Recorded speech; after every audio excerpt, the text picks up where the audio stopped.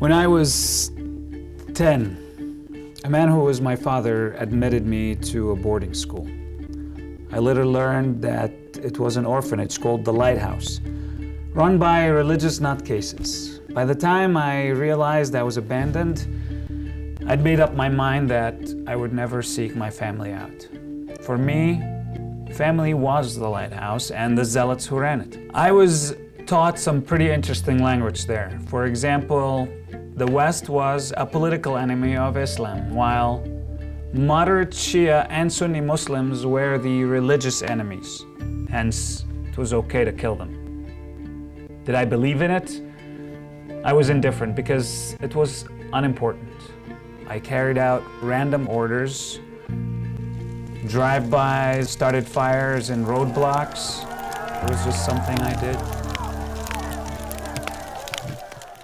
There was a charity nearby that had a TV where I'd go watch baseball highlights on CNN in my spare time. I used to sneak out of the Lighthouse to play baseball at the charity's playground. I was a natural. Hit my first home run there. A man from the charity even offered me to join their team, but I declined. I must have been in my late teens when I witnessed the rape of a young boy at the Lighthouse by one of the leading clergymen. That night, I took my things and left my family for a new one. I joined the charity's baseball team. They gave me a place to stay. They never asked me about my past. I never spoke about it again to anyone. You ever trap a moth in a glass jar for a day or so? It flies around bouncing in the jar, and once you take the jar away, it remains confined to that space. I remained confined to that mentality, so I was very nervous when one day the charity's head announced that our baseball team was invited to the States for a few exhibition matches. We played our first match in Houston, Texas. That night, our team was invited to a local Pakistani family's house for dinner.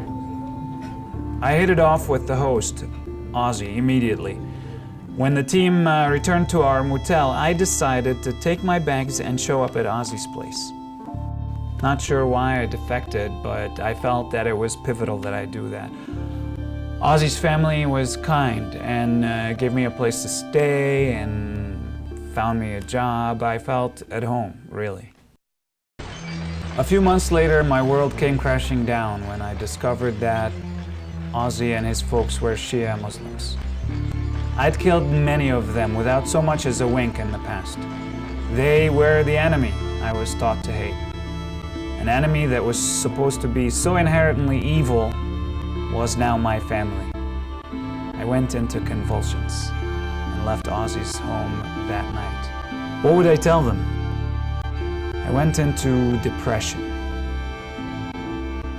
and remained homeless for a period of time until I finally realized that there was more to life than the glass boundaries I was brainwashed into. That realization, though, came with a price of losing yet another family, my best one yet.